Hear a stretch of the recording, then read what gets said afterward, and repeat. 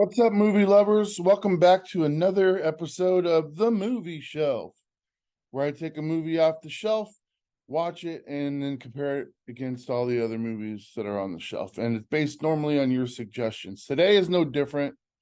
I ran into my cousin Warren last night. He says he watches the show. Thank you. Thank you for watching. And he came back to me and he said, "You have to do 1994's The Shawshank Redemption." This is a beautiful copy, by the way. I elected to show this instead of the 4K because digibooks are just cool. But this is one of the editions that you can have.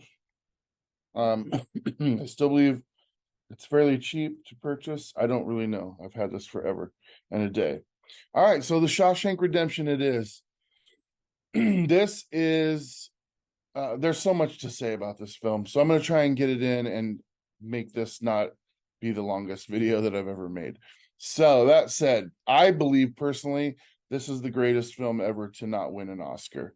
I was nominated for 7 Oscars and I got the snub. The biggest snub to me was the Best Picture nomination. To me, this is the Best Picture that was made in 1994 for the 1995 Oscars. The nominees were Forrest Gump, Four Weddings and a Funeral, Pulp Fiction, Quiz Show, and The Shawshank Redemption. Ultimately, Forrest Gump won. To me, Pulp Fiction, Quiz Show, and Shawshank Redemption all could have supplanted it. Not to say that Forrest Gump is not a great film. You'll see why I don't think it's Best Picture when I come around to review that movie. Definitely great though. Let's get to the crux of the story. We all know it's about a prison break. I mean, I guess if you haven't seen it, you don't know, but why haven't you seen it? This movie did shitty in the theaters, but this went on to become the highest grossing rental movie of all time. And I know that we don't really have blockbusters anymore, but literally anytime this movie is on, a lot of people that I know, they just can't turn it. And why would you? It doesn't even matter where it is in the film. It's just that great. Every line is quotable. This movie was a movie of decisions, okay? And every decision that was made was the right one. And let's talk about the people involved here first. So this is the first teaming up of writer Stephen King and screenwriter Frank Darabont. Frank Darabont was writing low budget horror films. I think he wrote Chucky 3, stuff like that. And he had yet to direct a film. He wrote the screenplay based off of Stephen King's novella.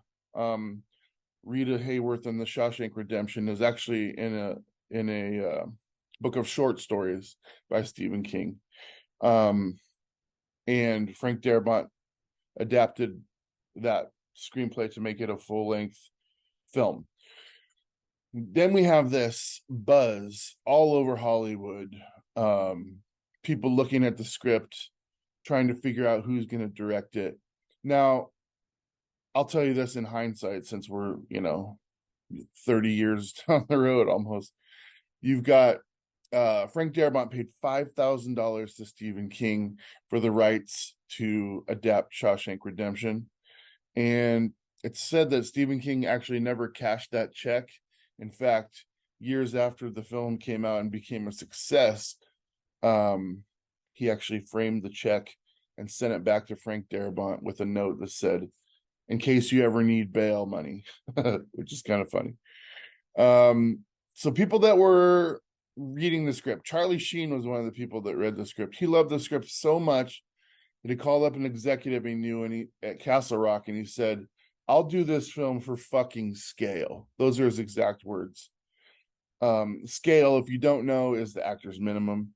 He even offered to do like a 30-minute test reel and send it in, but they weren't interested in him. They found this cat named Tim Robbins, and I'll tell you all the people that he beat out to get the role here in just a second. Another major Hollywood player, Rob Reiner, one of my favorite directors of all time. He loved Frank Darabont's script so much he offered him $2.5 million on a $5,000 investment for the rights to the script so that he could direct it. He wanted Harrison Ford and Tom Cruise to play Red and Dufresne, respectively. I mean, I love those guys, but man, this movie is perfect. Like I said, it's a movie of decisions, and the decisions were perfect in this film. Darabont seriously considered Reiner's offer, but he ultimately decided this was his chance to do something really great. And he had not yet directed a film at that time, not a major feature film at least. So he decided to do that instead of take the 2.5 mil. That would be a hard decision to make. All right, so this film follows the character Andy Dufresne, who is sentenced to life in prison for killing his wife and the fella she was banging. He maintains innocence throughout the film. He meets a slew of characters, including Morgan Freeman's character, Red, who is an inmate already in Shawshank. And Red in the book was an Irishman with red hair. That's why and his name was Ellis Redding. But when Frank Darabont wrote it, he heard Morgan Freeman's voice, which set a whole other tone for Morgan Freeman doing voiceover stuff. But they left the line in there. Why do they call you Red? And in the book, it's an exact quote. He goes, maybe it's because I'm Irish. They left that in there as a line that Red would say as a joke, and it totally hits. Just a smile on Morgan Freeman's face as he says it. Again, a movie of decisions. The decision to put that in there, absolutely perfect. All right, so they become friends. A lot of shit happens along the way. You've got awesome cast members in this film. You've got, on top of Tim Robbins and Morgan Freeman, which play the leads, you've got Bob Gunton, who plays Warden Norton. And then you've got Clancy Brown, who plays Captain Hadley, captain of the guards. This is actually kind of funny. Tom F. Wilson from Back to the Future, he played Biff, was actually offered the role of Captain Hadley, but he turned it down because he didn't want to play another villain and then get himself typecast into the villain role. To me, I don't really understand that, because the Back to the Future films, like, he was basically done with those by the 80s, and this is 1994. 93 is probably when principal photography took. So, like, you're not working in there, bud. And this is a chance to be in a big movie, but I guess people have their reasons. I don't know. I don't think Biff would have made a great Captain Hadley. So the other funny thing is about that is Tim Robbins was actually up for the Biff role at one point. So, I mean, Hollywood's crazy. You have all of these cross pollinations, and it's kind of crazy. Other people, Gil Bellows, he plays the Tommy character. That role was actually written for Brad Pitt, but he turned it down because he was busy working on Interview with the Vampire. Understand. Brad Pitt would have been great in this role, but also Gil Bellows, perfect. He's perfect for Tommy. Thumb up my butt sounds better. That's great. Great line. James Whitmore, the James Whitmore. Man, he plays Brooks, the inmate that becomes institutionalized.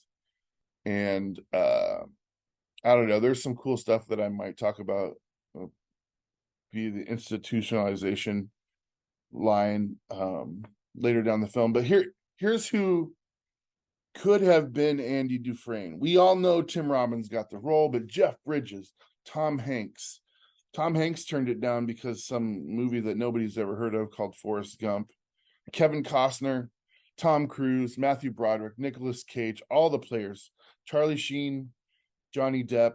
they were all considered for the role of Andy Dufresne, but when it came down to it, when Tom Hanks turned it down for Forrest Gump, they went on to Kevin Costner, and he went on to say no because he wanted to star in the absolute masterpiece that is Waterworld. So he ended up with Tim Robbins, and how fortunate we are that that happened. It's just a different film with any other person playing that role. So, you know, we're lucky that we got what we got. All right. So what else do I want to talk about? I think Oscars could have went to Tim Robbins and they could have went to Morgan Freeman.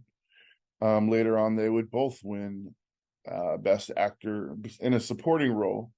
Both films by Clint Eastwood, actually. Mystic River for Tim Robbins in 2003, and then Morgan Freeman, Million Dollar Baby in 2004. So, I mean, they got theirs. It took about a decade for it to happen, but they both got it. We knew watching this movie that it was going to happen. So the general theme of this movie to me is hope. It's actually even the last word spoken in the movie. I hope the Pacific is as blue as it has been in my dreams. I hope. That's what Red says. And excuse me, it reigns true. Throughout the film, there's a lot said about hope. And even Morgan Freeman says, hope is a dangerous thing.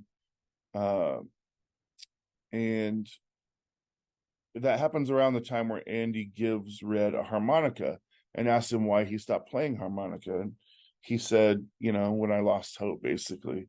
He goes, you know, when I became incarcerated.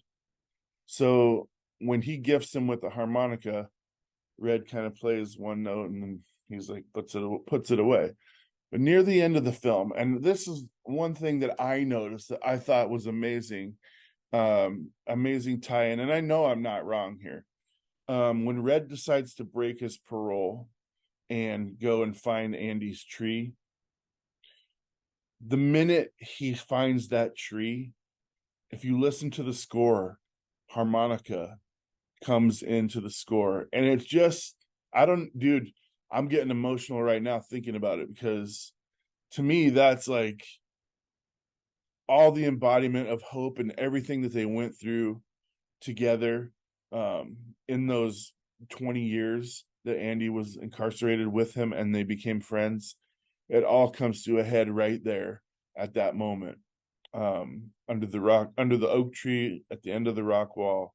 As soon as he sees it, just go and watch it. You might tear up also. It's incredible.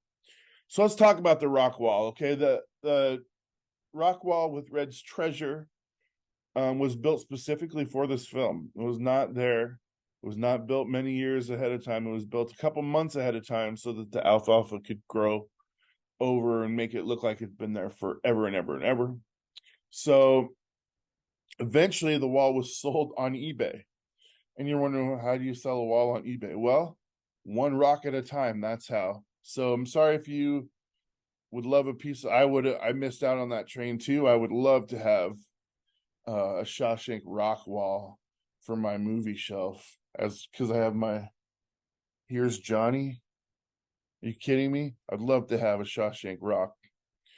But we missed it. Sold on eBay. The tree that's there is actually not there. And I'm going to tell you, sadly, in 2011, it was struck by lightning and split in two. I don't know why things like this happen, but it did, and it's no longer there. That makes me very sad. Another really cool thing that I've seen this movie 1,000 times. So when Warren suggested it, I was like, fuck yeah, let's watch it again. So I watched it again this morning, and I noticed this. On Andy's first night in Shawshank, there's a shot on the prison from the outside, and that is shot from the rear creek that Andy runs through when he escapes 19 years later. Foreshadowing? It has to be intentional, you guys. It has to be. But this is what I love about films. You can watch a film 100 times, and then the 101st viewing, you catch something like that. And I didn't mean to get emotional in this movie, but it's so filled with hope. And I mean, God damn it. When you think of all they went through in this film, it's absolutely brilliant. All right, time for me to shut up. There's so many things I could. Red cell number is 237 from The Shining, room 237. What else do you want from me? I'm full of facts on this film, but it's time to move on and give a score. All right. Shawshank Redemption is a 94.6. That makes it second on the list. I already knew it was my second favorite film coming in. So 94.6. What else do you want from me, folks? It is what it is.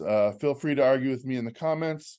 Also, let me know what other films you want me to watch. I've got several on the list that people have been asking for, but thanks for spending your time with me today, and thanks for watching the movie shelf.